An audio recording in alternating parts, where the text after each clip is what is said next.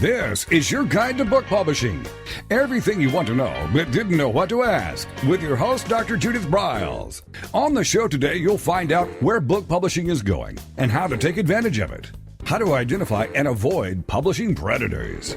What opportunities are emerging as the book trade evolves in new forms. How to avoid losing money and much, much more. Join us now as a variety of publishing pros will deliver insights and strategies to take the author to the next level of publishing. It's your guide to book publishing. Everything you want to know but didn't know what to ask. Brought to you by Author U and the Book Shepherd. And now, here's your host, Dr. Judith Briles. Well, it is actually a few days before Hanukkah or Christmas or Kwanzaa or whatever holiday that you celebrate, or I guess don't celebrate during this time. But it's one that I love. I love the lights. And I love the inspiration that can come. I love the peace I feel when I'm out, just not in the stores, of course, but that just in general and just sharing with friends and catching up. And one of the things that's really good to look at is, what are you doing for the coming year? And what are you going to do to set up your writing to really goose it, to turn up the heat, to get it sizzling, to get it on fire? And so that's what we're going to focus on today, which really leads into some things that I'm going to be doing all next week. And I want you all to take advantage of it. First of all, I am going to be doing a Pick My Brain, 2 different webinars on the 27th and 28th. And I'm going to encourage all of you to go to authoru.org and register and take advantage of this, because it's really about game plans and action plans and getting you current, rejuvenating, rejuiced, repurposed, and moving on. And that do take advantage of it. I also am going to do a webinar extravaganza all during the week where I'm going to be picking the best webinars that I have done throughout the year, and we're going to be doing them on a replay. And again, that you will find where you can register for that. And that's on the website now at authoru.org. Just go to events and you'll find everything. And just click away, because this is a great coming week to really plant the seeds of what do you want to do next. So with that, it all starts with the writing. I mean, you can have a great book. I mean, exquisite words. But if you don't know how to market, you're going to be in deep doo-doo. But I do want you to understand that just a twist of a word to get you creative thinking can make all the difference of keeping your reader engaged and creating a page turner of a book versus blah and having that shut by page 18, which is typically when most books are shut down. So with us is my favorite writing muse, Anne Randolph. She's been a guest before. She is the author of just released Write on Fire, and she'll talk about that. And also the international best-selling Stories Gathered at the Kitchen Table. So Anne's webinar, or she's website is Anne Randolph, and that's ANNE. Randolph.com. So I'm going to encourage you to take advantage of all the goodies and certainly her delightful blog that she puts out. But with that, we're just going to jump in and get into writing with juice and on fire. Hi, Anne. How are you? I'm great. And what a great day for us to do some kitchen table writing. I think so. I mean, it's you know what I'm excited about today? It's the day after winter solstice, and that means each day adds more light, and we are moving now towards summer, which makes me a happy camper. It makes me happy that I love having light in the morning. I think morning is a fabulous time to write, early in the morning, so I'm looking forward for that, for more light, more writing, and more kitchen table writing. Hmm. Well, I had a metamorphosis for a client of mine because when I work with my clients, I always like to write their back cover, and it's always amazing to me how boring most of them are. And she's written this really delightful Celtic novel with princess warriors and all kinds of things, but the back cover was Gag Me, and it was typically where these authors get into, and you see it all the time, man. They tell, and versus show and engage and suck them in. So I just took it over and really wrote it with the little sex it's got and the betrayal it's got and the intrigue and naughtiness and all kinds of things, the conflict, to bring people in to do that. And it just made the book come alive, that you would think, okay, I would read this book, versus, is this an historical, gonna academic tell me stuff, versus take me on a journey in a fantasy and a ride. And it's and just kitchen table writing gives you a great opportunity to bring that fire to your writing, to bring that energy, and to ignite your words. And particularly this time of year with kitchen smells like cinnamon and nutmeg and all those goody holiday things. The kitchen table, I believe, is the place to absolutely write. And that's 3 cheers. So you know what? When I'm done with the show, I'm going to go start making gingerbread. Well, there you go. We'll all be over. We're all ready for that, right? I make great gingerbread.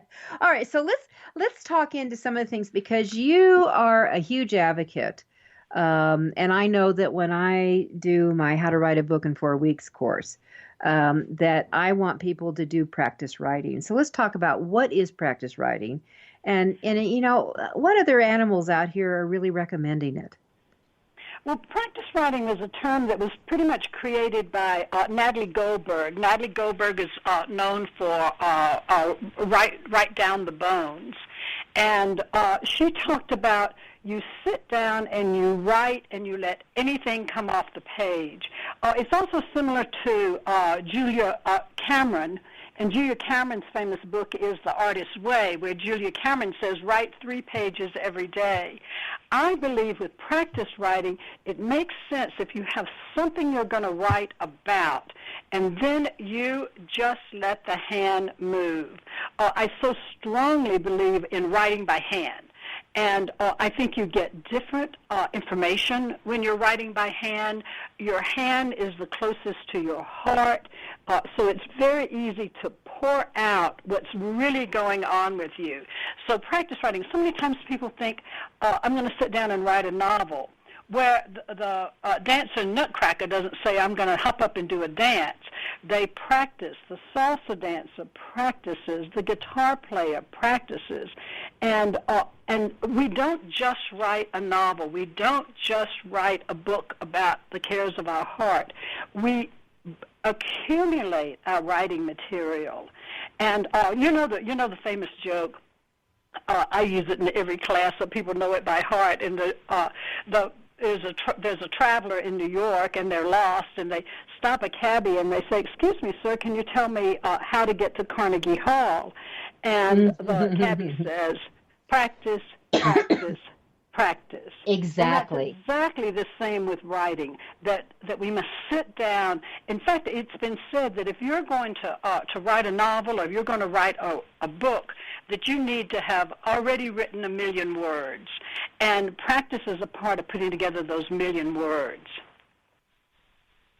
And that is, and the 1,000,000 words, it turns into something often glorious. And I know I've done a lot of those practice sessions with you, when you start us off with just really some really off the wall things. Off the wall puts us in the wall, which I think is terrific, right? Yeah, right. So, okay, so what are the key spices in gingerbread? Well, cinnamon, cloves, ginger, nutmeg. All right, so start writing using those 4 words in your first paragraph. All right, that puts you starting, okay, I just have to let the sucker flow. But there's just so much that you can do. Well, when you're talking about gingerbread, because this is certainly the season for these kind of smells, I really believe that the senses can help ignite our writing. And oftentimes in my classes, I'll pass around little vials that have different smells in them. And it's really fun to smell something and close your eyes and then see what comes up from smell. There's the famous Marcel Proust line about that you smell. He smelled a crumpet and he smelled some tea, and then he wrote 1,000 pages about what came up from those particular smells. But the senses are just hugely important. Touch is important to get your writing started. What's going on in your heart is really important to practice writing. How your body feels, because you want to get into your body. So many of us, in fact, particularly almost all of us, are somewhere else. Our body is here, but our mind is somewhere out in the stratosphere. And so we want to get centered and down into our body, and then allow whatever is to come out, come out. I so strongly believe that the genius for a writer is already there, and all we have to do is let that genius free. And another one of my stories, and this is kind of a famous one with Michelangelo, and people ask the question about the David, and they said, how did you sculpt the David? And he said, well, I took a piece of marble and I chipped away everything that wasn't the David, and that genius was already there. Oh, so what you're saying, and we're going to take a quick break here, but what you're saying is the genius is always within us. But what you have to do is get rid of the clutter so it can shout. That is fabulous. Let's all quote that. Get rid of the clutter so the genius can shout. That is a fabulous line. Yeah, okay. I'll write that one down. All right, we're going to be right back with this. Is the awesome writing muse and writing coach, Anne Randolph. She teaches classes, and she is the author of Write on Fire, as well as the international bestseller Stories Gathered at the Kitchen Table. It's Author You, your guide to book publishing. This is your guide to book publishing. Everything you want to know but didn't know what to ask, with your host, Dr. Judith Briles. And we'll be right back with more great information right after these.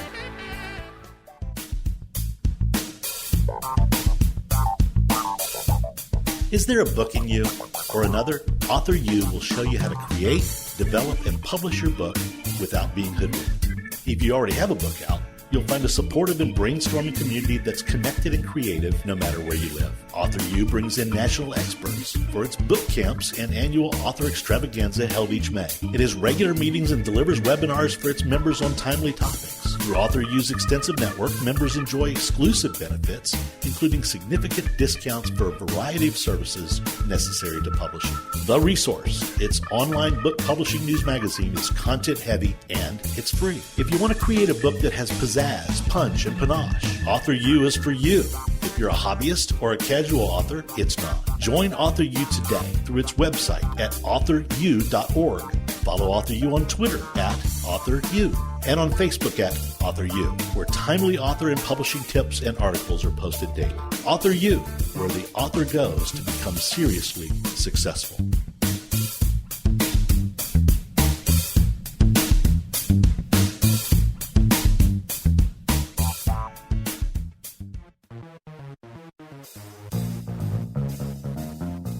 Every picture tells a story, and it's a truism that people do judge a book by its cover. Nick Sellinger and NZ Graphics have been in the business of producing superior graphic cover design and interior layout for self-published authors, independent and traditional publishers for years. He has developed a reputation for excellent work, fast turnarounds, and best of all, affordable pricing. NZ Graphics also produces ebooks and book marketing materials such as posters, sell sheets, postcards, bookmarks, business cards, logos, and more. Books designed for his clients have won multiple book awards, including Best Book Award by U.S. Book News, multiple Evie Awards from the Colorado Independent Publishers Association, Indie Book Awards, the San Francisco Book Festival Award, and Freedom Medal Award from Valley Forge. Visit www.nzgraphics.com or call 303-985-4174 for more details about making your book the success it should be. Mention that you are an FOJ, friend of Judith's, and that you heard about NZ Graphics on your guide to book publishing.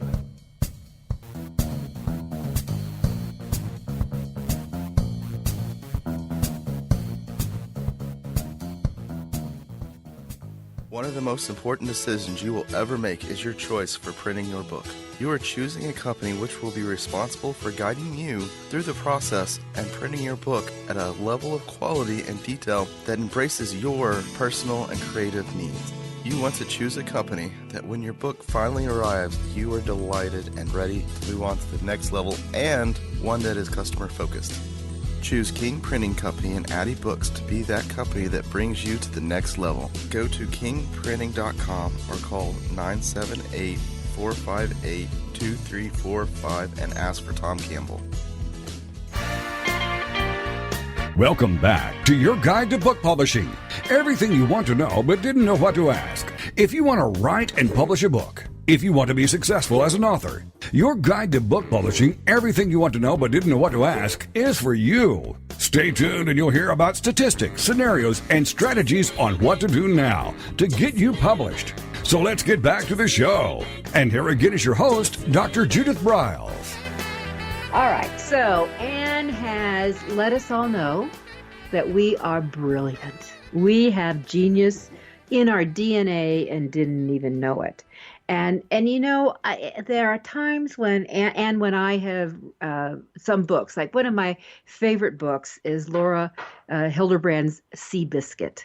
I love some of the lines that are in her book that are just so rich, and rich is the right word, rich as she strung them together, that I just had to stop and chew over them and read them again and again. Not that I didn't get them, that they were just such wonderful morsels, and I loved what she had done.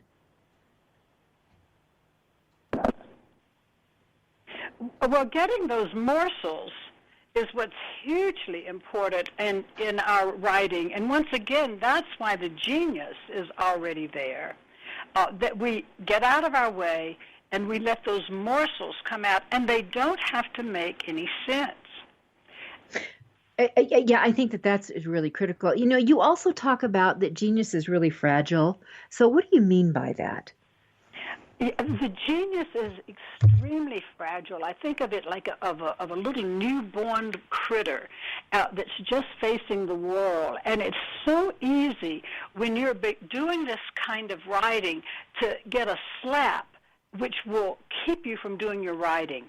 There are all kinds of classes everywhere where you can go and they'll tell you everything that's wrong with you. That is actually important when you're at a certain phase of writing. But when you're just creating, we want to encourage that genius. And it's interesting, in line with that, with my classes, we're all positive-based. So people will come to the classes and they will write and they will read their writing, and this is all fresh writing. It has just come down. So we as an audience only make comments on the images that moved us in that writing. My theory is if you know what you're doing well, you can continue to do that. You can do that over and over again. If you're told constantly what you're doing wrong, you can crawl under the table and not come out until maybe spring.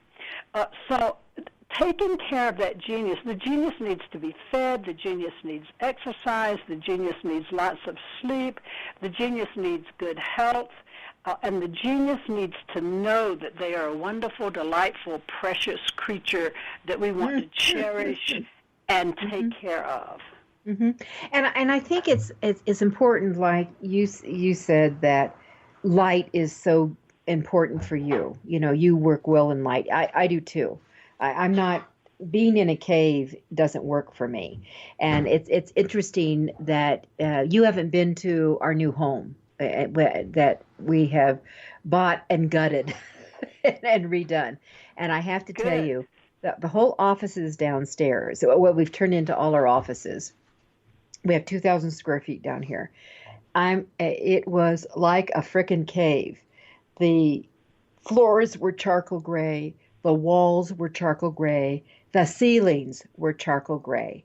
And it was like bummer, bummer, bummer. And the first thing I had to do was knock out some walls because I'm into open stuff, but also get rid of the gray ceilings. I could tolerate the gray floors. That neutral and minds its own business, but in the carpeting, but I had to get rid and bring massive light into here. And even the windows, they had frosted them all up. And I was down to the handy dandy Home Depot to get the scraper to open up to bring light in because I have to work that way. Well, I totally agree, too. At the kitchen table writing, we do some of our writing classes in my own studio, and my studio has 4 giant windows that make up an entire wall, and when people come to class, they will sit and they will look out the windows. They won't sit on the other side that looks away. So it's almost like sitting at a bus station, but people love that light and they love seeing nature outside. And that's all a part of nurturing that genius and igniting that genius. Well, that's where, that I think that you need to find your muse. I refer to you as a muse, to refer to what makes you work. I mean, I like to hear water. I like to see water. That's always part of it. Sunshine.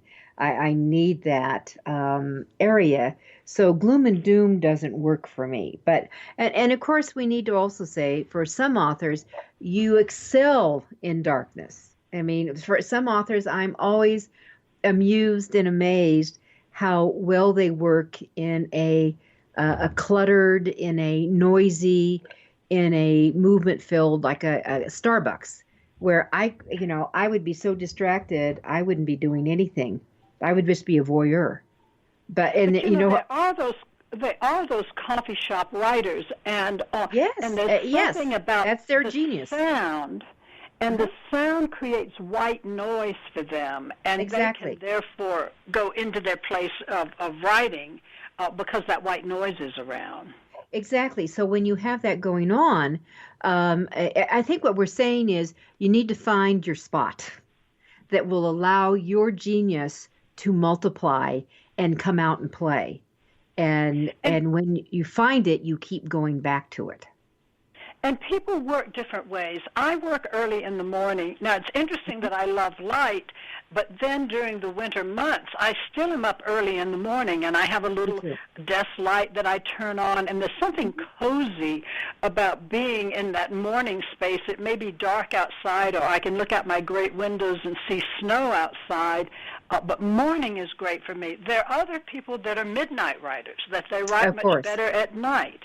And then sometimes it's fun to write when you don't normally write. So if you're not a coffee shop writer, it's sometimes fun to break up the I hate to say monotony, but to break up the plan and to go to the coffee shop and see what comes out of your hand by writing in a totally different place.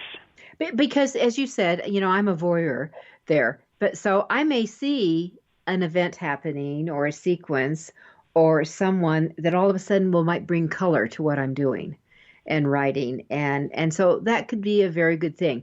But I'm like you, I'm the morning person. I'm also what you call a binge writer. I'm not someone who does a little bit kind of every day. I can just, when I sit down, I can bang something out and I play that way. But I'm up at 4 a.m.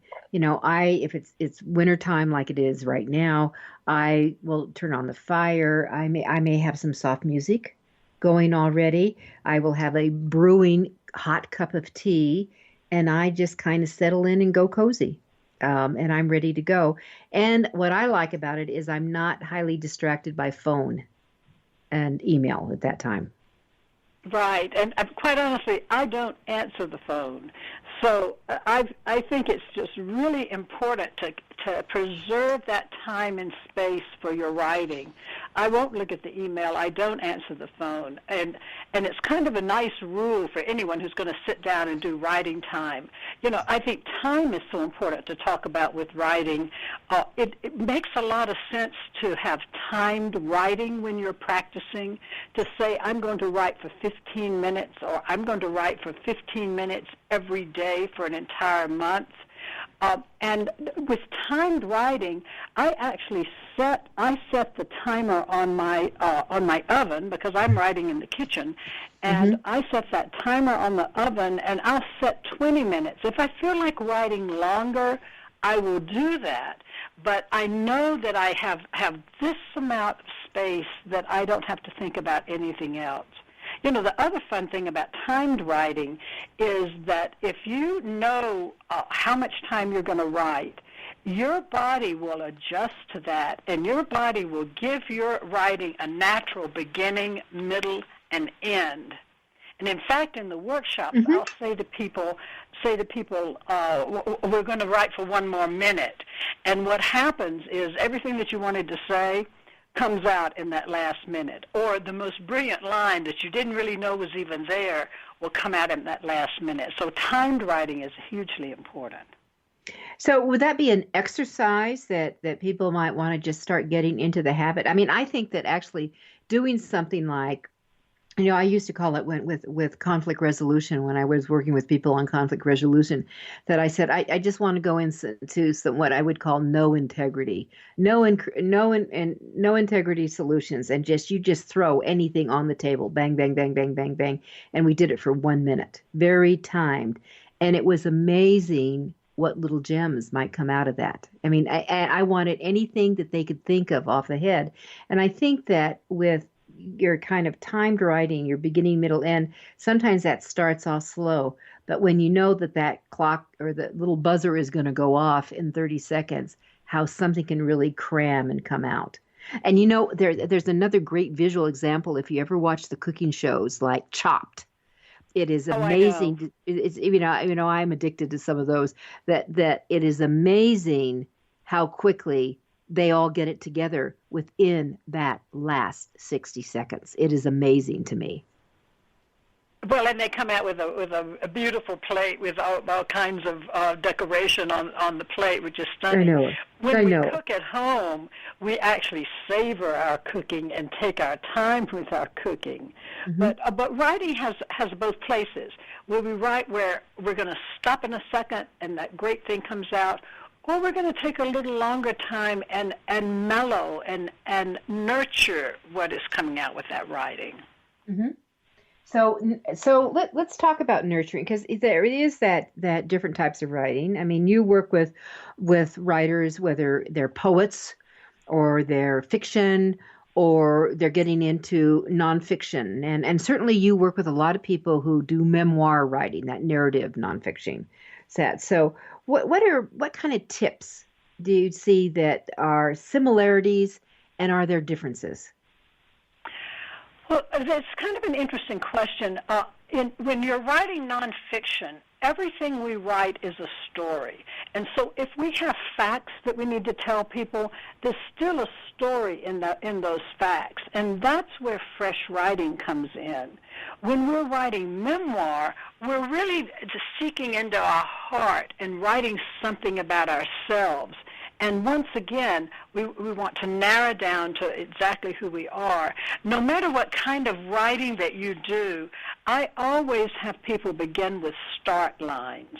And a start line it can be anything. I always open and close a class with a poem, and I pretty much pull a start line out of one of the poems.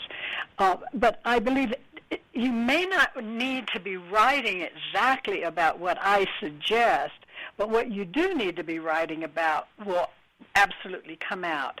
And the purpose of the start line gives you the opportunity to sit down and get going. It's being in the chair. It is assigning the time to do the writing that really is what counts. you can ask about start lines. And in both of my books, I have a good list of start lines and start line suggestions. Well, And, you know what? Let's take a quick break, and I want to come back to that because I love the start line exercise. And what I do is it's almost like, okay, everyone, pay attention. Body, get attention. Head, get attention. Fingers, get ready, because here the start line comes. And I always love that exercise. With me is Anne Randolph. She is a wonderful, wonderful writing coach, the author of Write on Fire and the international bestseller Stories Gathered at the Kitchen Table. It's Author You, your guide to book publishing. This is your guide to book publishing. Everything you want to know but didn't know what to ask. With your host, Dr. Judith Briles. And we'll be right back with more great information right after these.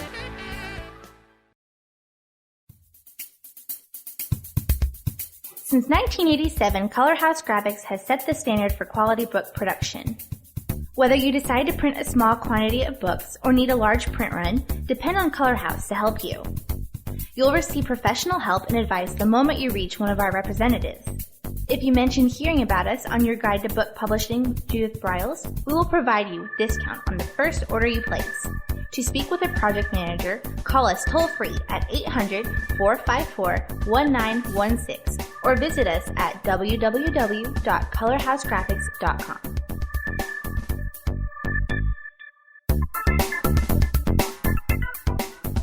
Want to publish like a pro today?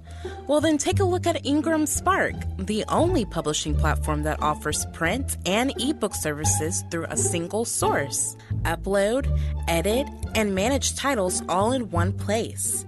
Take more control of printing costs with print on demand, and reach even more readers through one of the world's most extensive distribution networks. Built by independent publishers for independent publishers, Ingram Spark has everything you need to maximize your book's potential: color printing, ebook distribution, print on demand, global reach, and more. Start publishing with Ingram Spark today and see just how far your titles will go tomorrow. That's ingramspark.com.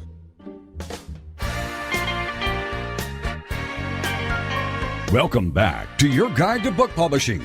Everything you want to know but didn't know what to ask. Coming up, you'll hear more about statistics, scenarios, and strategies on what to do now to get you published. So let's get back to the show. And here again is your host, Dr. Judith Briles.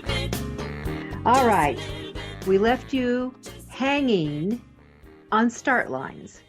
And I think start lines are just a juicy way to get you I think of start lines as inspirational.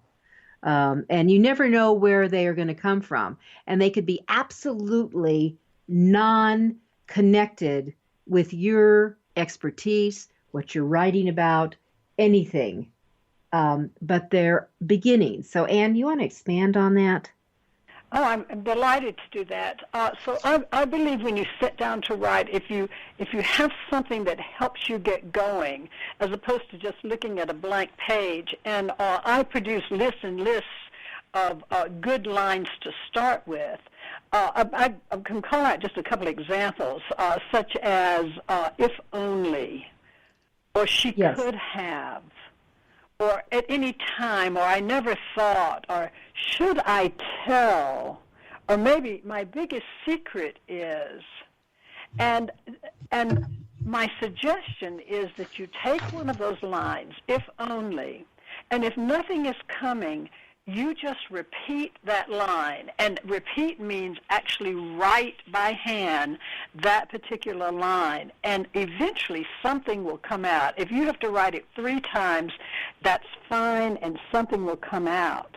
And if you've assigned yourself 20 minutes to writing and 15 minutes in you start running a little dry, my suggestion is that you actually repeat that start line.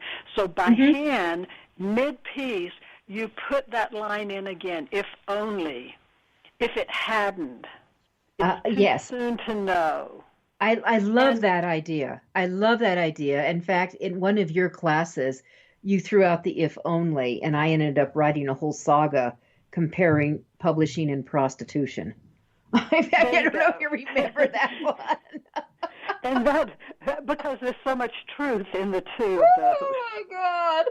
No, for our And you listeners, may not I have said there was a thought lot that more up. integrity sometimes, huh? Yeah? Exactly. You may not have thought that sitting down. You're not going to necessarily say publishing and prostitution connect, but No. because it's a surprise, then that's where the material comes from. And that's why I keep talking about the genius, that the genius knows what to come up with. And I also say when you're writing and you're using these start lines that you do not correct as you write, you just keep moving, because you can write something, you can misspell something, and it turns out that that's really what you wanted to say, which I think is hugely important. With start lines, I also like to use lines that are whimsical and have a little bit, but the real term is yearning, that it's about, a start line is about yearning for something. I remember, what I really want to say is, I never thought. So you're yearning for something, because when you're dealing with a character or when you're dealing with a point of nonfiction, the only thing that people really care about is the want and the desire of that particular character. What stands in that character's way? What stands in the reader's way? They are reading your nonfiction because they want something and you have a solution for them. Mm-hmm. What do they want to achieve to get their desire met? What kind of loss are they experiencing? So I keep saying over and over again in my classes, the only thing we care about is what is in the depth of a person's heart, and that is the writer or the narrator or the character's heart. What yearning drives that character and what motivates our lives. And that way you will capture your reader. And there's so much truth. I hope all our listeners are really just chewing on what you said, because I think the start lines is one of the most critical things, because it's like a letter to yourself, and it's maybe a letter that no one else will ever see, but it really does get into, I think the core is the right word, the core of often who you are and what your passion is and what your driving is about as you go forward. And I just think it loosens up so much in the process. So, I mean, I love it. I'm glad you expanded on that. Thank you. Great, and I love that you brought up about the core. I actually do an entire workshop called Write Your Core, where you're trying to find what makes you tick. What is your personal hot button? And if you can find that particular moment, that's where the meat of the writing falls out. That's where we start carving into the delicious bits of that prime rib. So trying to catch that core and find out what gives us goosebumps, or what makes us afraid, or what enrages us. And that's who we are, and that's what the reader is going to pick up. Mm-hmm. You know, oftentimes in our workshops, people will get emotional when they're writing, and particularly when they're reading. Sometimes people will even break into tears when they read. And I say that if the writer is having a true, authentic emotion, that they are really feeling something, and they put that on the page, the reader will have exactly the same emotion. So your reader is not going to cry or be angry unless you cry and you are angry. Mm-hmm. So that's a huge tidbit for all of you to really let that flow out. I mean, I have to pull back. Sometimes my authors get on rants, and you've got to look at, there are rants and there are rants. So where are you going to take me with this? And sometimes rants need to be pulled off the page. This is for you. This is your start line. You go back to it, and then you settle into it. Okay, so how are we going to solve this thing? and going through it. I mean, gosh, Ann, with what's gone on in the political scene this last season, we've certainly heard a lot of rants from people. Well, but, interesting, because ranting is a good thing to do, and not necessarily every word goes in your final piece. Exactly. But I say, when you're writing and it starts getting a little emotional, it's real easy to get up and go heat your coffee. And I suggest that you drink cold coffee, that you do not get up, that you stay with that issue and go with it, that you laugh or you cry or you get mad. But in fact, that's in one of my 10 rules of the road with this kind of writing, is if the issue is big, go with it, laugh, cry, get mad. So drink cold coffee and stay there in that moment and finish that moment out. Mm-hmm. Exactly. And get to conclusion, and you may want to keep some of those pieces, or you may toss it out, but work through it.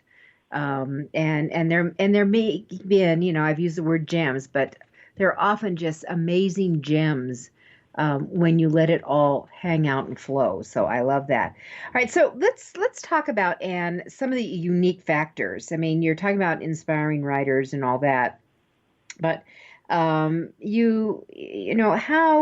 what makes things truly unique when you're writing with this? And we mentioned the core and going that, but I think that one of the things also, and I know that you do this, is that you've always offered writers that you work with in your workshop a really safe community, so all those emotions can come out. Well, absolutely, and feeling safe when you write is hugely important. You want to feel safe when you write so you can write about all those unsafe things that happened in your life. We try to set up a psychic space when people write in our workshops where I really actually set the space so it has a cocoon around it, and so people are safe. We also use positive, that this is a positive-based writing forum, and so people can feel safe because they know they're not going to get beat up about the writing, that they're going to be nurtured with their writing. And then I always say in my workshops that we use the Las Vegas method in the workshops, and that is what happens here stays here. So people create a pact that they can say anything in our forum, but it doesn't leave the room, that it stays in this particular room. And so safety is a huge, important aspect of writing. Mm-hmm. So, Anne, it wasn't on our agenda really to talk about, but can you talk about, I don't think of what you do in your classes is like the typical writing group. I've seen a lot of things happen in writing groups, and I know that you in your groups, you've had some people who have gone forward and written their books, and some people just keep coming back because they just like to write. So, and I've actually told some people, if you're in a group, that they just like to write, and no one has really any objective, and you're trying to really put a book together, that maybe you're in the wrong group. Can you make any comments on that? Am I off Keeter here, or do you have thoughts? Well, it really does matter who you're with, and it's the skill of the leader of the group to keep the group above board. Sometimes groups will jaunt for who's in charge, and so it becomes about leadership in charge as opposed to about allowing what you want to write to come out of the page. Occasionally, when I've had some new people come into the class, they will make a critical comment, and I've literally come practically across the table to say, we don't do that here. We only talk about what is positive. But we also, in our groups, we refer to the writer. So rather than saying, you really moved me when you said that, or you're really scared when that's writing, we don't say you. This is not a therapy session. It's a writing session. And so we say, the writer really moved me, or the narrator had very vivid comments there.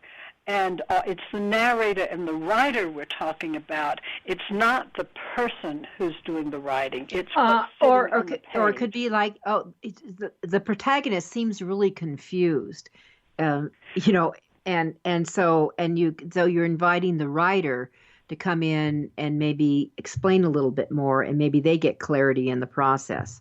So it's a kinder, gentler way to add input. All right, we're going to take our final break. We'll be right back with the awesome, amazing writing muse, Anne Randolph. It's Author U, your guide to book publishing. This is your guide to book publishing. Everything you want to know but didn't know what to ask. With your host, Dr. Judith Briles. And we'll be right back with more great information right after these.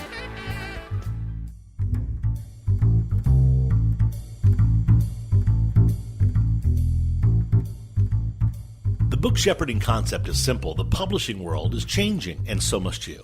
You need an experienced shepherd and a guide to partner with you as you create, strategize, develop, publish, and achieve your publishing goals. You can't do it alone without paying the price. You can spend your money creating a book that turns out to be so-so, or you can create a book that looks and feels classy, builds your brand, and is a financial success, a bestseller. It's your choice. You choose. You need the book shepherd. Publishing is riddled with obstacles, sometimes nightmares for the author.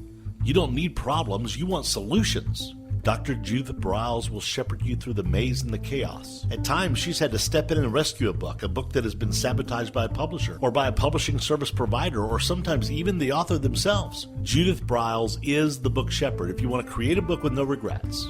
Give her a call today, 303-885-2207. That's 303-885-2207, or email her at judith@briles.com. By the way, Briles is spelled B-R-I-L-E-S.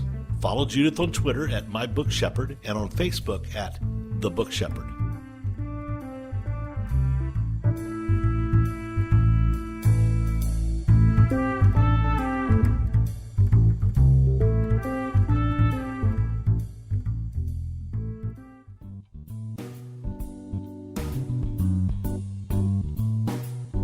At Total Printing Systems, customer service is our priority. We are located in Southern Illinois.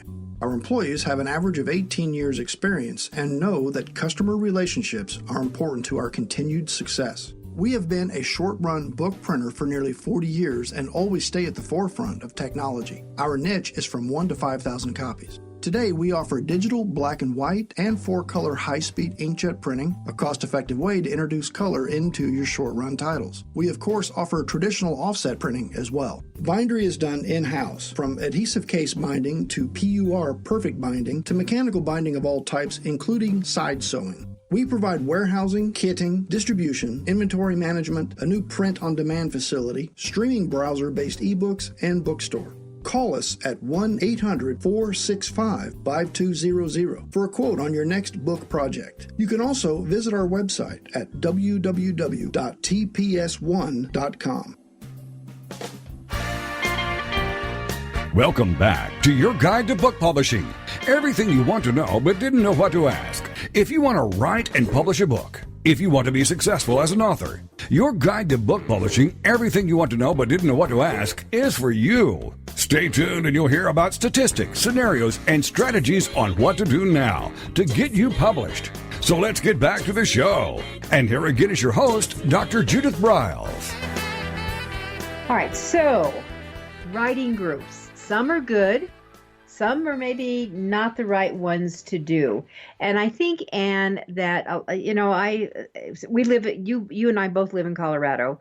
There is a hubbub of a lot of different writing groups around here going to. So what if someone's looking for a writing group and there's, I guess, free and fee, how does one make a judgment? I mean, how do you do an assessment?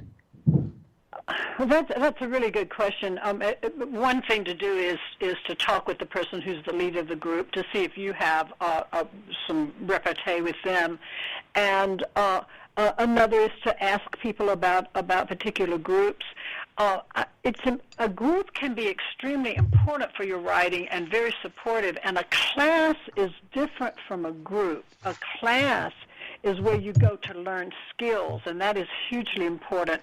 A group is generally where you go to actually write, and it's really why writing practice is so important. It's really easy to become dependent on a group where you can only write when you have 6 other people sitting around you, and you want to be able to write on your own as well. In fact, at one time in my early career of this type of writing, I became very dependent on a group, and when the group disbanded and the leader moved away and went and did other things, it was devastating because I only knew how to write sitting around these other 6 supportive people. And so with writing practice, you want to be able to teach yourself to write on your own and not be dependent on other people for your writing, because writing is about you and what you have to share to the world, and you just want to be able to feel safe and to do your own writing in your own space. It's also another reason why in our writing groups, I have what I call the rules of the road for writing, and when a new person comes in, we go over those rules because they are hugely important, and that we are positive based, that we refer to the writer, and then there are some other rules that try to help us get into this style of writing.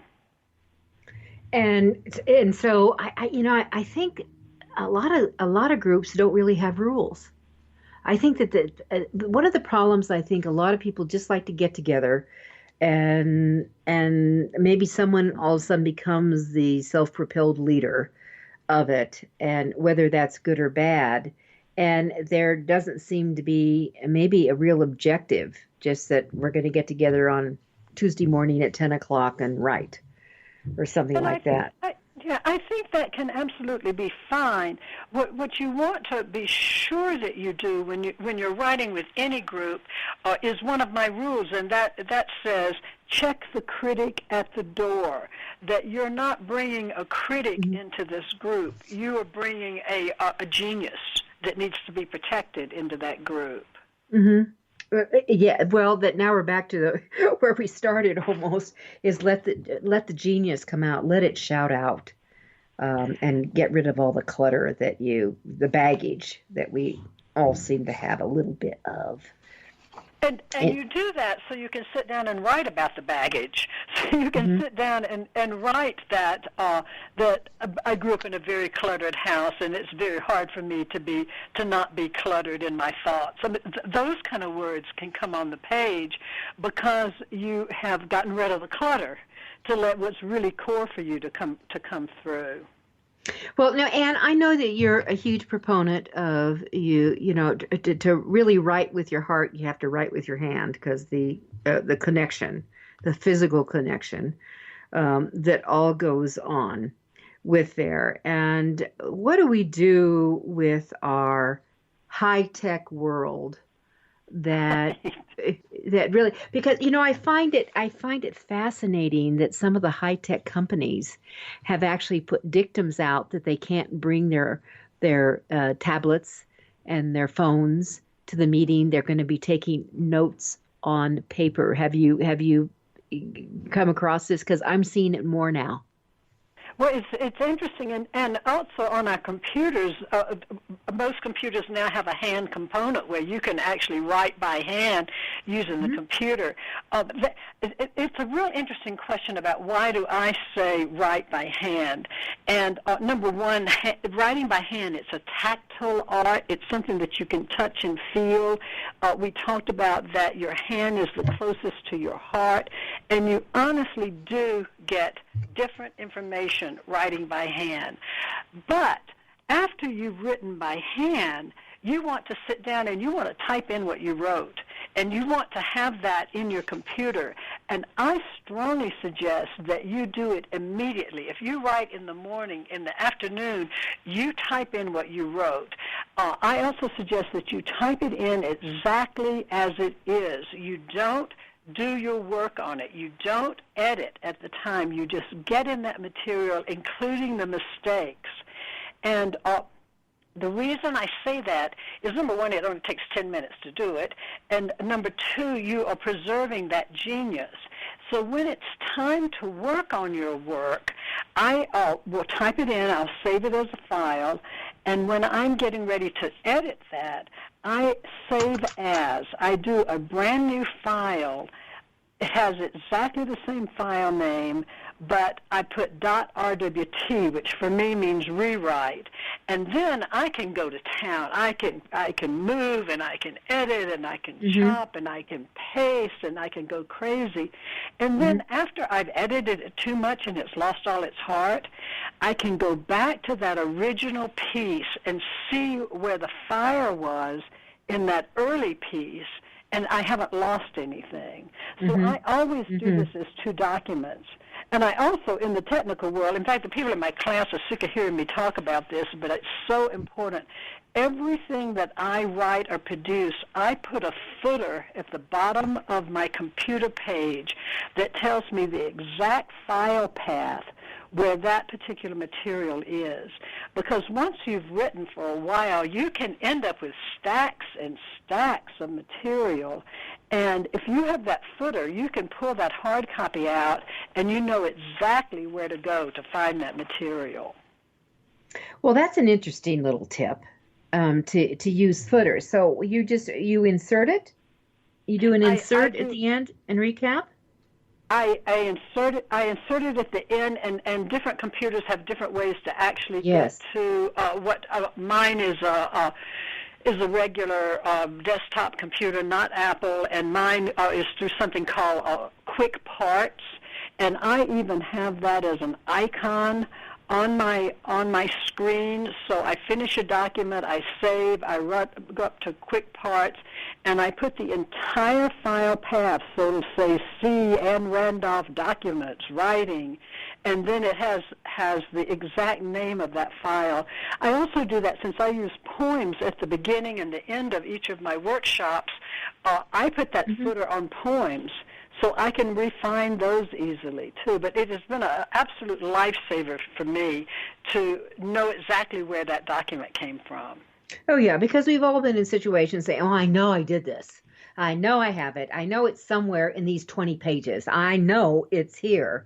And so what you're doing is, and there could be other shortcuts for everyone. Everyone's going to have their own style and methodology of doing this. There could just be a couple of key words that you can do in it. And, you can also get into it once you go into this translation, if you're doing handwriting and going over, that all you have to do is very quickly, you can create a comment side, just coming it in, so you can open up a document and those comments will immediately come up and you can track that way too. I mean, there's all kinds of things that you can do to bring this out. That's a great idea. And I also use search on my computer all the time. Absolutely. Where I'll put in the keywords and I find it. But one huge lesson about typing your work, so you do your practice writing and then type it. You can do it immediately, you can do it in the afternoon, but you want to do it soon.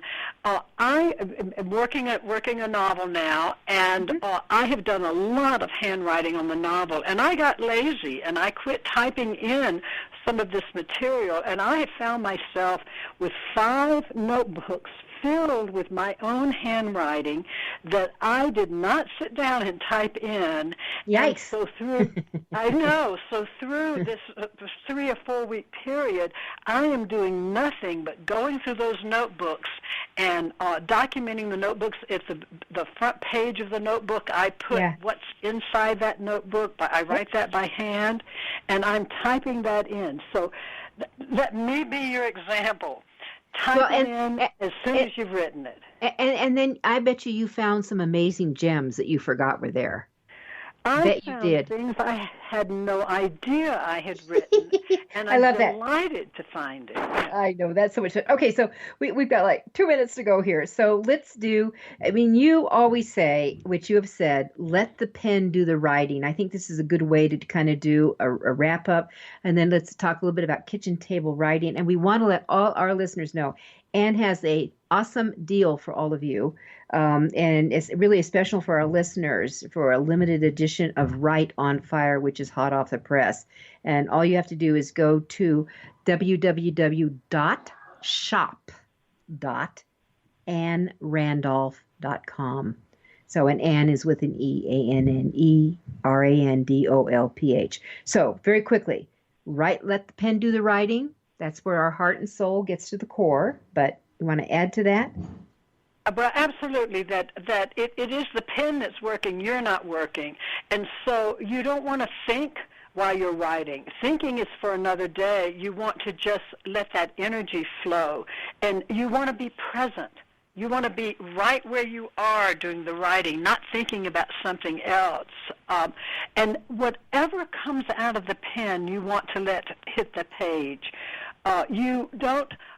If your grocery list starts coming out, that's fine. Just jot that down. Exactly. If the gremlin comes up that says you don't know what you're doing, then just jot down you don't know what you're doing, and then keep going. And just let it go. And the other thing is, people should not try to edit and fix the spelling and worry about punctuation and grammar. And too many writers get caught up in this stuff. Let it go. You can come back and do that later. And that's for another day. And you want to be sure that you say whatever comes to mind. You let whatever comes up, because the genius is sitting there waiting and trying to come up. And to capture all of these rules and these suggestions, you can find all of this in my new book, Right on Fire. And I'm also offering, if you want to get a copy of Right on Fire, which is a digital limited edition, I also have a deal that if you buy Stories Gathered at the Kitchen Table and Right on Fire at the same time, I have a bundle price for that. And all of that is online at shop.AnneRandolph.com. So there you go. This is what a great gift to give to yourself for this year and next year, and for any budding author that you know of. And you know, don't think about age here. Any age will work with this. So you think youngsters, teens, young adults who are thinking about writing. And here's the other thing. It's just not writing books. We're writing everywhere. We're writing everywhere, and we don't want to lose that art, and there is an art to it. So what Anne does with her kitchen table writing and with her Right on Fire and showing you how to bring words alive that engage, that inspire, that make the page turners become the page turners, this is where you want to go. So Anne Randolph, thank you so much for being with us on Author You, Your Guide to Book Publishing today. It's a pleasure and a delight, and we hope people will sit down at their kitchen table and start writing. Actually, I want them to sit down anywhere and start writing, but kitchen tables are, I think that's great. I've done it many times. All right, with that, everyone, have a wonderful holiday. If you're listening to this before the holidays are hitting, which, it's really this weekend is going to be huge, but keep going. This is, I think, a podcast you want to come back and listen to over and over again. This is Judith Briles. Keep on writing, and we'll talk to you next week. Thank you for being a part of Your Guide to Book Publishing. Everything you want to know but didn't know what to ask. With your host, Dr. Judith Briles. Each week, a variety of publishing pros will deliver insights and strategies to take you, the author, to the next level.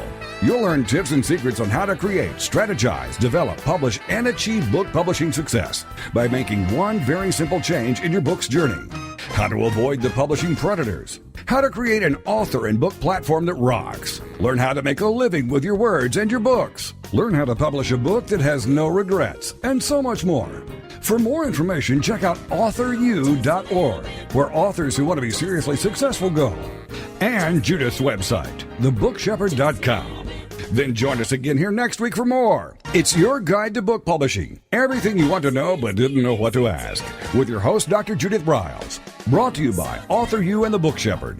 Thursday evenings at 6 p.m. Eastern, 3 p.m. Pacific,